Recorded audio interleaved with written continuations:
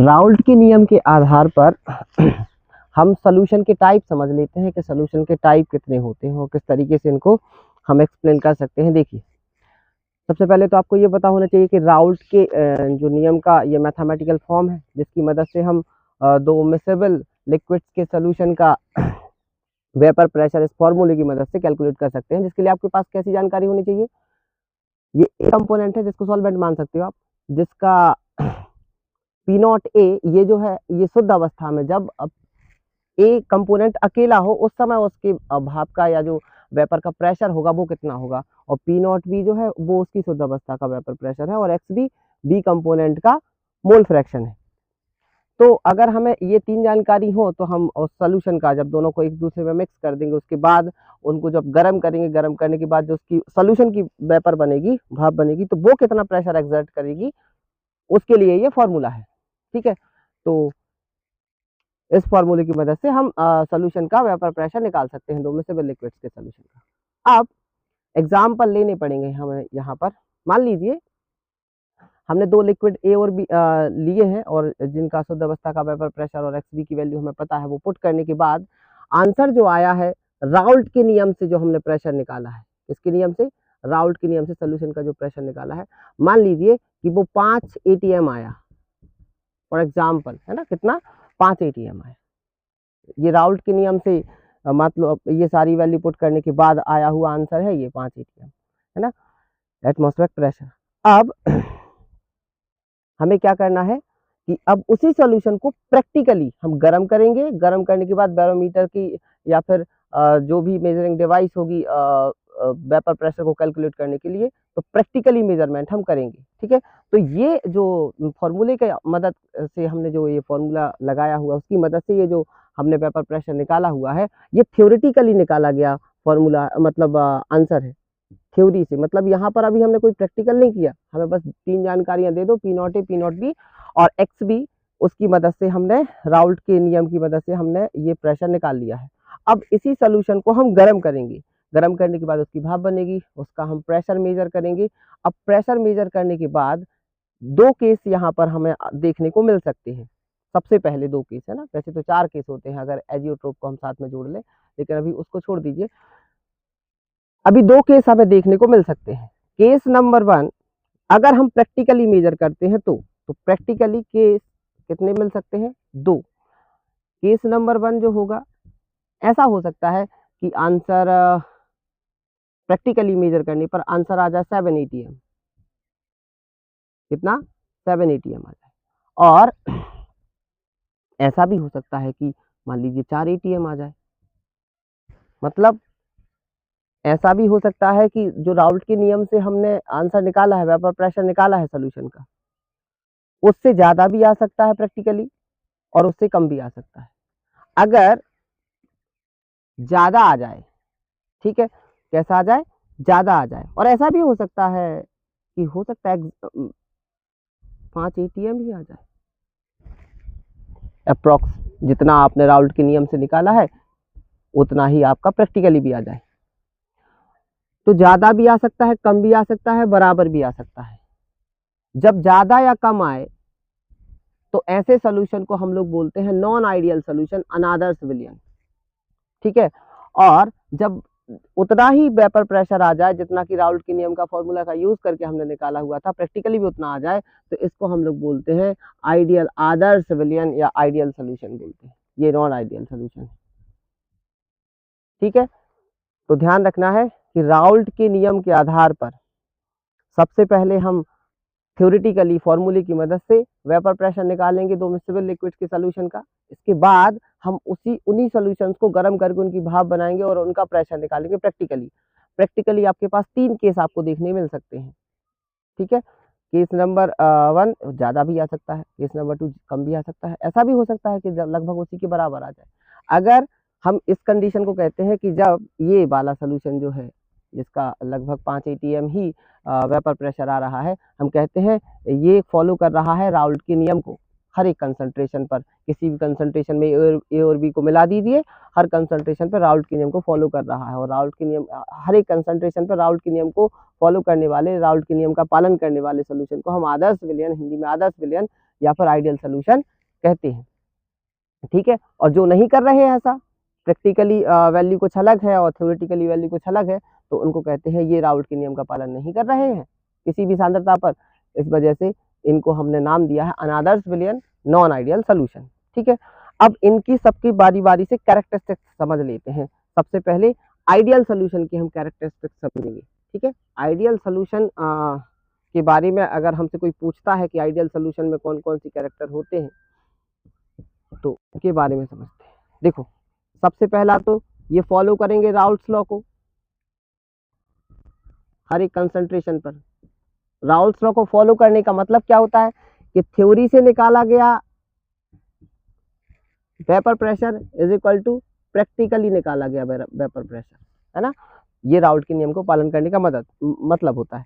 इसके बाद दूसरा कैरेक्टरिस्टिक्स ये है कि मान लीजिए हमने ए जो लिया था वो 5 ml लिया था और बी लिया था मान लीजिए 8 ml, या 15 ml मान लो, और ये 8 ml लिया था।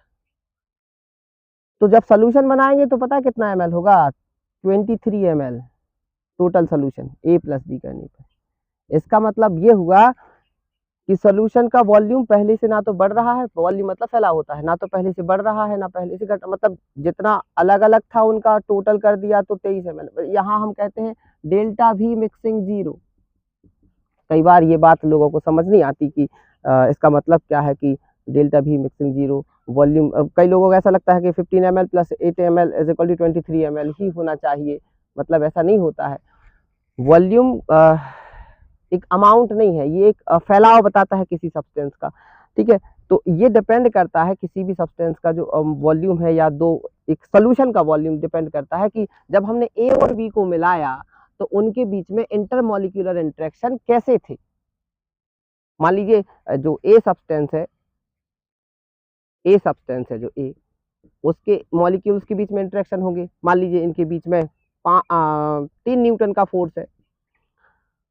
बी जो सब्सटेंस है, बी और बी के बीच में मान लीजिए 7 न्यूटन का फोर्स मान लीजिए। ठीक है, इनके बीच में ज्यादा अट्रैक्शन है, इसके बीच में कम अट्रैक्शन है। इसके बाद जब ए और बी को मिलाया तो ए और बी के बीच में जो इंटरेक्शन है वो 2 न्यूटन का है, सबसे कम है, तो वो पार्टिकल दूर दूर हो जाएंगे, अब इंटरेक्शन डिपेंड करता है नेचर पर कि इनका नेचर कैसा होगा। नेचर इन द सेंस कौन से टाइप का है, आपने अल्कोहल में एसीटोन मिलाया है, अल्कोहल में वाटर मिलाया, क्या मिलाया हुआ है, उस तरीके से उनका इंटरेक्शन डिपेंड करता है हाइड्रोजन ऑक्सीजन के बीच। मतलब मतलब जो सब्सटेंस है वो कौन से एलिमेंट से मिलकर बना हुआ है, वो इस बात पर ये डिसाइड करेगा कि इंटरेक्शन कितना होगा। ठीक है, तो अगर एक सब्सटेंस ए है, जैसे पानी होता, तो पानी के मॉलिक्यूल्स H2H2 इनके बीच में इंटरेक्शन ज्यादा होता है। ठीक है, अगर अल्कोहल होता तो अल्कोहल C2H5, जो एथेनॉल होता है C2H5OH और C2H5OH, इनके बीच में भी हाइड्रोजन बॉन्ड होता है, पानी के मॉलिक्यूल के बीच में भी हाइड्रोजन बॉन्ड होता है, अल्कोहल के मॉलिक्यूल के बीच में भी हाइड्रोजन बॉन्ड होता है, लेकिन ये ज्यादा स्ट्रांग होता है, ये कम स्ट्रांग होता है। ठीक, अब स्ट्रांगनेस कम है ज्यादा है, इसके बाद इन दोनों को मिक्स किया तो अब इनकी कैसी दोस्ती हो रही है वो बात भी डिपेंड करती है। तो अगर मान लीजिए 2 कंपोनेंट हैं, उनके बीच में इंटरेक्शन चल रहे हैं और जब उनको मिक्स किया तो मिक्स करने के बाद भी इंटरेक्शन होगा। अगर वो इंटरेक्शन कम है तो पार्टिकल दूर दूर हो जाते हैं। तो पता चला कि ये 5 ml फैला था, ये 8 ml फैला था, और अब इसके बाद ये 15 ml फैल गए। भैया 8 और 5 तो 13 होने थे, 15 कहाँ से हो गया? क्योंकि मिलीलीटर या लीटर इज नॉट अमाउंट, ये एक स्प्रेडनेस, एक फैलाव होता है सब्सटेंस का, कि अगर मान लीजिए 1 लीटर की बोतल में अगर कोई इंसान बन जाए तो वो इंसान 1 लीटर फैल गया।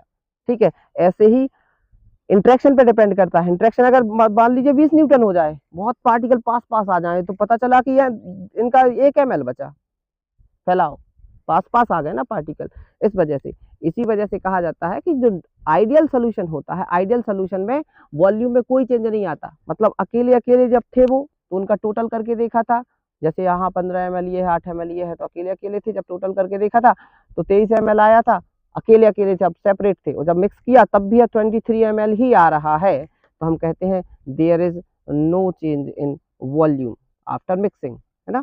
तो डेल्टा भी मिक्सिंग क्या हो जाएगा, 0। इसके बाद इनकी एंथैल्पी मतलब एनर्जी की भी बात करते हैं कि मतलब जब इनको मिक्स करते हैं, ए और बी को मिक्स करते हैं, तो ना तो हीट बाहर निकलती है ना ही हीट एब्जॉर्ब होती है, मतलब ना तो सोल्यूशन गर्म होगा ना ठंडा होगा, कुछ ना होगा। एनर्जी में चेंज क्या होता है, डेल्टा एच मिक्सिंग क्या हो जाएगा, जीरो। मतलब एनर्जी ना तो बढ़ती है ना ही घटती है आफ्टर मिक्सिंग, मतलब सोल्यूशन की कोई एनर्जी नहीं अलग से होती है। ऐसा हो जाए कि दोनों को मिक्स करने के बाद सोल्यूशन गर्म हो जाए, मतलब एक्सोथर्मिक प्रोसेस हो जाए या एंडोथर्मिक प्रोसेस, ऊष्मशोषी या ऊष्मक्षेपी कोई ऐसा एक्शन हो जाए, ऐसा नहीं होगा। ठीक है, मतलब ना तो हीट एब्जॉर्ब होगी ना ही हीट रिलीज होगी, डेल्टा एच मिक्सिंग ऑल्सो भी जीरो। ठीक है, और सबसे इंपॉर्टेंट जो बात है वो ये है क्या, कि ए और ए के बीच में जो इंटरेक्शन होगा, इंटरेक्शन का मतलब जो इंटरमोलिकुलर फोर्स काम करेंगे, कूलम फोर्स काम करेगा, बी और बी के बीच में जो इंटरेक्शन होगा, ए सब्सटेंस जो होगा वो ए टाइप के मॉलिक्यूल से मिलकर बना है मान लीजिए, तो उन मॉलिक्यूल के बीच में इंटरेक्शन होगा, और बी सब्सटेंस होगा वो बी टाइप के मॉलिक्यूल से मिलकर बना हुआ है, तो वो बी और बी के बीच में इंटरेक्शन होगा। और जब इनको मिक्स कर देंगे, मिक्स करेंगे तो ए और बी के बीच में भी इंटरेक्शन होगा। तो खास बात यह है, मान लीजिए इनके बीच में इंटरेक्शन है कितने न्यूटन का, 4 न्यूटन का, इनके बीच में भी इंटरेक्शन कितने न्यूटन का है, 4 न्यूटन का, तो इनके बीच में भी इंटरेक्शन कितने न्यूटन का होगा, 4 न्यूटन का, है ना। मतलब ए और ए के बीच में जो फोर्स काम करता है वही का फोर्स काम कर रहा है बी और बी के बीच में मान लीजिए, तो ए और बी के बीच में भी वही फोर्स काम करेगा। मतलब इंटरेक्शन कैसे होते हैं, इक्वल होते हैं। ये चारों की चारों प्रॉपर्टीज किसकी हैं, आइडियल सोल्यूशन की। अब अगर नॉन आइडियल सोल्यूशन की बात करें, नॉन आइडियल सोल्यूशन में सारी बातें ऐसी हो जाएंगी, ये आ गई नॉन आइडियल की कहानी।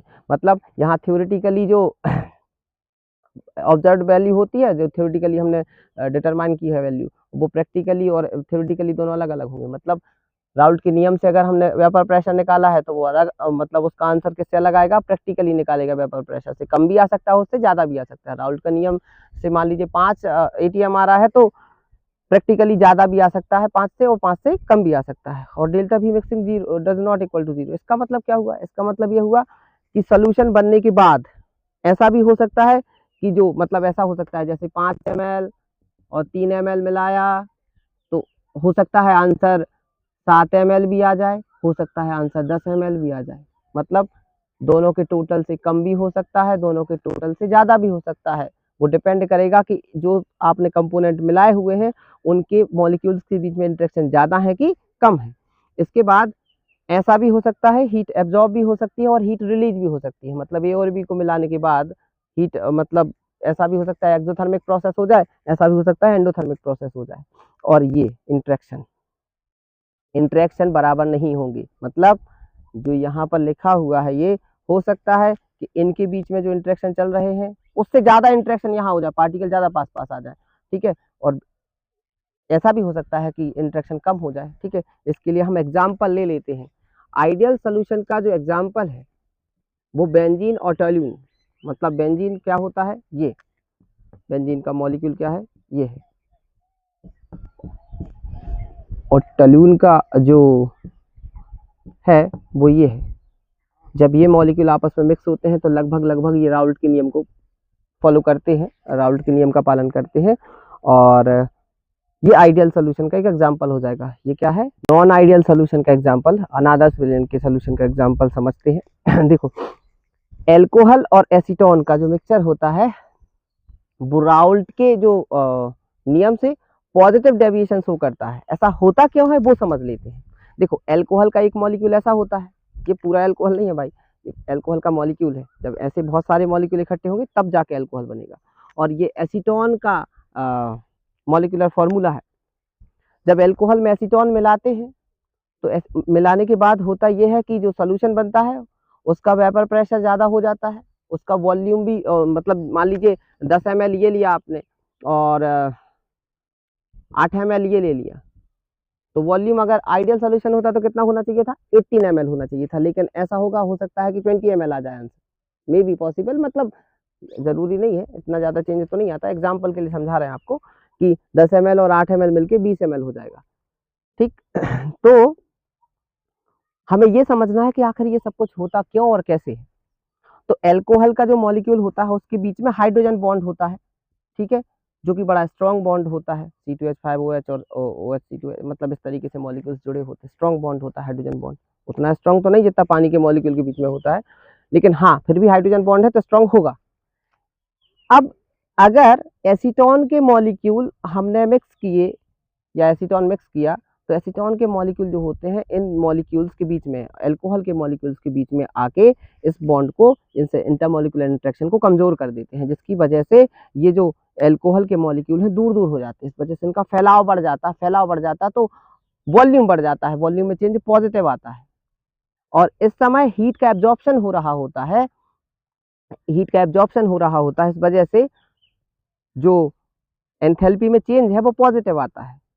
तो क्या क्या हो रहा है यहाँ, सबसे पहले तो देख लेते हैं कि मॉलिक्यूल के बीच में इंटरेक्शन कैसा हो रहा है।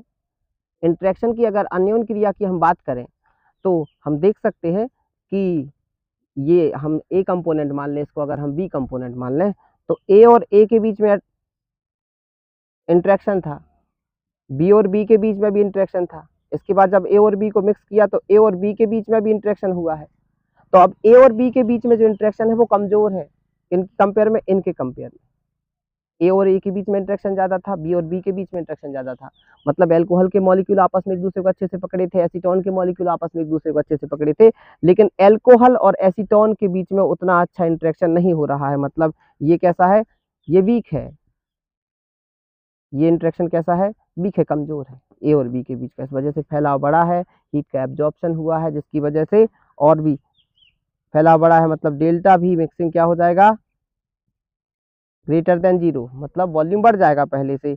और क्या हो जाएगा, और डेल्टा एच मिक्सिंग भी क्या हो जाएगा, मतलब एंथैल्पी में भी चेंज कैसा आएगा, पॉजिटिव। एंथैल्पी में चेंज पॉजिटिव आने का मतलब होता है हीट एब्जॉर्ब होना, है ना।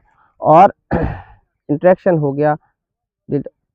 हाँ, और सबसे खास बात ये कि जो थ्योरी से हमने मेजर किया था, मतलब राउल्ट के नियम का उपयोग करके जो हमने फॉर्मूले के यूज करके जो वेपर प्रेशर निकाला था अल्कोहल और एसीटोन के सॉल्यूशन का, वो वैल्यू और प्रैक्टिकली वैल्यू में अंतर होगा। अंतर कैसा होगा, ये प्रैक्टिकली जो वैल्यू है, प्रैक्टिकली जो वैल्यू है वो ज्यादा आएगी। क्यों ज्यादा आएगी, क्योंकि इंटरेक्शन कैसा हो गया, घट गया है। इस वजह से जब हम सोल्यूशन को गर्म करेंगे तो पार्टिकल के बीच में पकड़ कम है, इस वजह से पार्टिकल्स आसानी से एवोपरेट होते जाएंगे, तो भाप ज्यादा बनेगी, तो प्रेशर ज्यादा हो जाएगा। इस वजह से प्रैक्टिकल वैल्यू कैसी होगी, ज्यादा होगी as compare to theoretical value, है ना।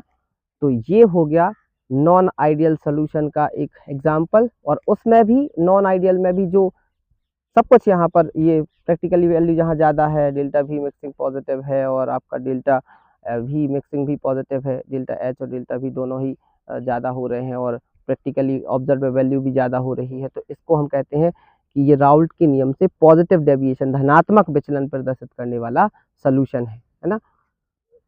अब इसके बाद हम एक एग्जाम्पल और लेते हैं जो राउल्ट के नियम से ऋणात्मक विचलन प्रदर्शित करता है, नेगेटिव डेविएशन शो करता है, ठीक है। तो उसका एग्जाम्पल है एसीटोन और क्लोरोफॉर्म। एसीटोन और क्लोरोफॉर्म, एसीटोन का मॉलिक्यूल क्या होता है, CH3CO CH3, और क्लोरोफॉर्म का क्या होता है, CHCl3, ठीक है। तो एसीटोन और क्लोरोफॉर्म के बीच का इंटरेक्शन जो होता है वो देख लेते हैं हम किस तरीके से। देखो ऐसे मॉलिक्यूल, इसको हम ए मान लेते हैं, इसको हम बी मान लें। अभी तो होगा क्या, यहाँ ए और ए के मॉलिक्यूल, मतलब क्लोरोफॉर्म के मॉलिक्यूल एक दूसरे को आपस में पकड़े होंगे, इंटरेक्शन चल रहा होगा इनके बीच में। यहाँ बी और बी के बीच में इंटरेक्शन हो रहा होगा। ये इंटरेक्शन क्या होता है, इसके लिए एक वीडियो डली हुई है भौतिक बंध के नाम से, फिजिकल बॉन्ड के नाम से, वो आप देख सकते हो, यूट्यूब पर डली हुई है इसे अपने चैनल पर। तो ए और ए के बीच में इंटरेक्शन चल रहा होगा, बी और बी के बीच में इंटरेक्शन चल रहा होगा। अब जब हम इनको आपस में मिक्स करते हैं तो ए और बी के बीच में इंटरेक्शन भी होगा, मतलब एसीटोन के मॉलिक्यूल क्लोरोफॉर्म के मॉलिक्यूल को पकड़ेंगे, तो ये इंटरेक्शन होता है ज्यादा, मतलब इनके बीच में पकड़ अच्छी होती है, ठीक है। ऐसा होता कैसे है वो आप समझ सकते हो कि एसीटोन का जो अगर हम एक्चुअल स्ट्रक्चर बनाएं तो कुछ इस तरीके से होगा, और क्लोरोफॉर्म का एक्चुअल स्ट्रक्चर बनाए तो Cl इस तरीके से होगा, और यहाँ O और H के बीच में हाइड्रोजन बॉन्ड बन जाता है, जो कि बड़ा स्ट्रॉन्ग बॉन्ड बनता है, जिसकी वजह से पार्टिकल एक दूसरे के पास पास आ जाते हैं। अब अगर हम इसको उबालेंगे तो पार्टिकल आसानी से एवोपरेट होने वाले नहीं है, और एवोपोरेट अगर आसानी से नहीं होंगे तो इनका वेपर प्रेशर घट जाएगा। मतलब जो प्रैक्टिकली ऑब्जर्व वैल्यू है वो थ्योरी से कैसी आएगी, राउल्ट के नियम से जो अपन ने निकाला था उससे कम आने वाली है, वेपर प्रेशर कम हो जाएगा। वेपर प्रेशर कम होगा, साथ ही साथ पास पास पार्टिकल्स आ जाएंगे तो वॉल्यूम में चेंज भी कैसा आएगा, नेगेटिव आएगा। डेल्टा वी मिक्सिंग कैसा होगा, लेस देन 0, नेगेटिव होगा। और जो एंथैल्पी में चेंज होगा वो भी कैसा होने वाला है, नेगेटिव होने वाला है। मतलब इस समय जब स्ट्रॉन्ग इंटरेक्शन होगा तो हीट बाहर निकलेगी, एक्सोथर्मिक प्रोसेस होगी ये, ठीक है। तो ये हो गया नॉन आइडियल सोल्यूशन का कौन सा टाइप, नेगेटिव डेविएशन शो करने वाला एक सोल्यूशन हो गया ये, जो कि राउल्ट के नियम से नेगेटिव डेविएशन शो करता है, ठीक है। तो अगर राउल्ट के नियम के आधार पर हम सोल्यूशन के टाइप देखें तो जो राउल्ट के नियम को फॉलो करते हैं वो आइडियल सोल्यूशन कहलाते हैं, जो नहीं करते हैं वो कहलाते हैं नॉन आइडियल सोल्यूशन। और ना करने वालों में दो तरीके हैं, एक पॉजिटिव डेविएशन और एक नेगेटिव डेविएशन। दोनों के एग्जाम्पल हम लोगों ने समझ लिए।